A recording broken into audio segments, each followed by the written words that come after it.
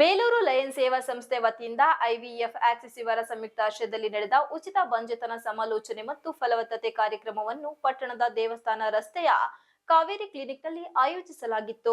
ಈ ಕಾರ್ಯಕ್ರಮ ಉದ್ದೇಶಿಸಿ ಮಾತನಾಡಿದ ಬಂಜೆತನ ತಜ್ಞ ವೈದ್ಯರಾದ ಕೆವಿ ಕಾವ್ಯ, ಅನೇಕ ದಂಪತಿಗಳಿಗೆ ಸಂತಾನವಾಗುತ್ತಿರಲು ಆಂತರಿಕ ಸಮಸ್ಯೆಗಳು ಇರುತ್ತವೆ. ಬಂಜೆತನ ಸಂಬಂಧಿಸಿದ ಸಮಸ್ಯೆಗಳಿದ್ದರೂ ಸೂಕ್ತ ಸಲಹೆ ನೀಡುವುದು ಶಿಬಿರದ ಉದ್ದೇಶ.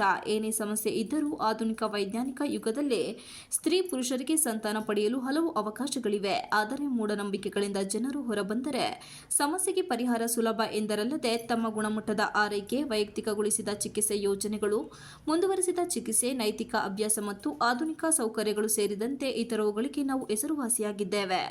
ಯಶಸ್ವಿ ಐವಿಎಫ್ ಮತ್ತು ಸಂತೋಷದ ಕುಟುಂಬಗಳ ಸಾಬೀತಾದ ದಾಖಲೆಯನ್ನು ಹೊಂದಿದ್ದೇವೆ. ಅದರಲ್ಲಿ ಸ್ತ್ರೀ ಬಂಜೆತನ ಚಿಕಿತ್ಸೆ, ಗರ್ಭಧಾರಣೆಯ ಸಮಸ್ಯೆಗಳನ್ನು ಉಂಟುಮಾಡುವ ಸ್ತ್ರೀ ಬಂಜೆತನ ಸಮಸ್ಯೆಗಳಿಗೆ ಚಿಕಿತ್ಸೆ ನೀಡಲು ನಾವು ಸುಧಾರಿತ ಲ್ಯಾಪರೋಸ್ಕೋಪಿ ಶಸ್ತ್ರಚಿಕಿತ್ಸೆ ಅಥವಾ ಐವಿಎಫ್ನಂತಹ ನೆರವಿನ ಸಂತಾನೋತ್ಪತ್ತಿ ತಂತ್ರಜ್ಞಾನಗಳಂತಹ ಸುಧಾರಿತ ತಂತ್ರಗಳನ್ನು ಬಳಸಿಕೊಂಡು ಸಮಗ್ರ ಸ್ತ್ರೀ ಬಂಜೆತನ ಚಿಕಿತ್ಸೆಗಳನ್ನು ನೀಡುತ್ತೇವೆ. ಇನ್ನು ಪುರುಷರ ಬಂಜೆತನ ಚಿಕಿತ್ಸೆ, ಪುರುಷ ಅಂಗವು ಗರ್ಭಧರಿಸುವಲ್ಲಿ ಸಮಸ್ಯೆಯನ್ನು ಉಂಟುಮಾಡಿದಾಗ ನಾವು ಕಡಿಮೆ ವೀರ್ಯ ಗುಣಮಟ್ಟ, ಕಳಪೆ ವೀರ್ಯ ಚಲನಶೀಲತೆ ಮತ್ತು ಆಕಾರ, ನಿರ್ಬಂಧಿತ ವಾಸ್ ಡಿಫೈನರ್ಸ್ ಅಥವಾ ಅಜೋಸ್ಪರ್ಮಿಯನ್ನಂತ ಪುರುಷ ಬಂಜೆತನದ ಸಮಸ್ಯೆಗಳನ್ನು ಪತ್ತೆ ಹಚ್ಚಿ ಚಿಕಿತ್ಸೆ ನೀಡುತ್ತೇವೆ ಎಂದರು.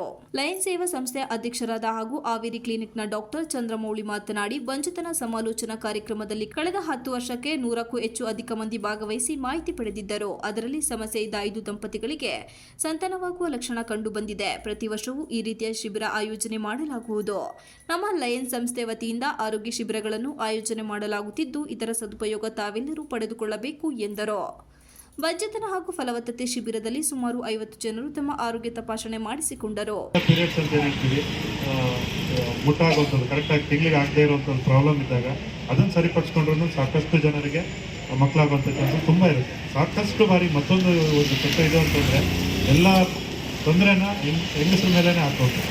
ಗಂಡಸರಲ್ಲೂ ಕೆಲವು ಟೈಮು ತೊಂದರೆ ಇರುತ್ತೆ. ಅದನ್ನು ಅಷ್ಟೇ ನಿವಾರಣೆ ಪಡಿಸುವಂಥ ಚುಚ್ಚುಮದ್ದು ಬಂದಿದೆ. ಮತ್ತು ಗರ್ಭಕೋಶಕ್ಕೆ ಸಂಬಂಧಪಟ್ಟಂತೆ ಈಗ ಇತ್ತೀಚಿನ ದಿನಗಳಲ್ಲಿ ವ್ಯಾಕ್ಸಿನ್ ಬಂದಿದೆ. ಅಂದರೆ 10 ವರ್ಷ 13 ವರ್ಷಕ್ಕೇ ವ್ಯಾಕ್ಸಿನ್ ಶುರು ಮಾಡ್ತಿದ್ದಾರೆ. ಗರ್ಭಕೋಶದ ತೊಂದರೆಗಳು ಆಗಬಾರ್ದು, ಸೋಂಕು ಆಗಬಾರ್ದು ಅಂತ ಇದೆಲ್ಲದನ್ನು ಮನಗಂಡು ಈ ರೀತಿಯ ಕಾರ್ಯಕ್ರಮ ನಡೆಸಿದಾಗ ಸಮಾಲೋಚನೆಯಲ್ಲಿ ಭಾಗಿಕೊಂಡು ಮತ್ತು ಎಲ್ಲರೂ ಅಂದರೆ ನಿಮ್ಗೇನು ತೊಂದರೆ ಇದೆ ಅನ್ನೋ ಮುಜುಗರ ಪಡೆದಲ್ಲೇ ವಿವರವಾಗಿ ತಿಳಿಸಿದ್ರೆ ಖಂಡಿತವಾಗಿ ಟ್ರೀಟ್ಮೆಂಟ್ ಸಿಗುತ್ತೆ.